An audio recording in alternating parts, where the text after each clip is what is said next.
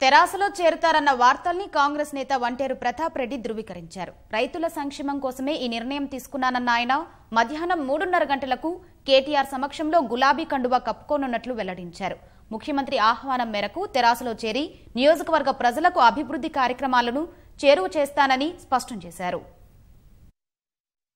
ప్రజలంతా అభివృద్ధి వైపు తెలంగాణ రాష్ట్ర సమితి తీసుకున్నటువంటి నిర్ణయాల వైపు ఉన్నప్పుడు నేను ఎన్ని పోరాటాలు చేసినా ప్రజల కోసమే కాబట్టి ముఖ్యమంత్రి గారి ఆహ్వానం మేరకు అధికార పార్టీలో ఉండి సంక్షేమ పథకాలు పేదలకు అందే విధంగా దగ్గరగా ఉండి ప్రతి గ్రామంలో సమస్యలు ఏమున్నా ముఖ్యమంత్రి గారి దృష్టికి తీసుకెళ్ళి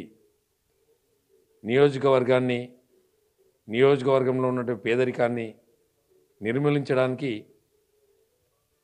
ప్రజల పక్షాన ఉండడానికి ముఖ్యమంత్రి గారి నిర్ణయాన్ని స్వాగతిస్తూ మరి తెలంగాణ రాష్ట్ర సమితికి వెళ్ళాలని నిర్ణయించుకున్నాం. కేటీఆర్ గారు ఆయన కూడా ఆహ్వానించారు. ఆయన 2009లో ఆహ్వానించారు, 2014లో 2018లో కూడా ఆయన పిలిచిండ్రు. నేనే పోలేదు. ఇవాళ పోవాలని నిర్ణయం తీసుకున్నాం.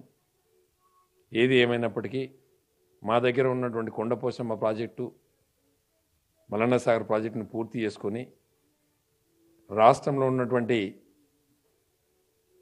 బీడు భూములకి నీళ్లు రావాలి, ప్రాజెక్టులు పూర్తి కావాలి. ఆ ఉద్దేశంతోనే ప్రభుత్వానికి సహకరించాలి, రైతుల బాగు కోసం ఈ నిర్ణయం తీసుకోవడం జరిగింది.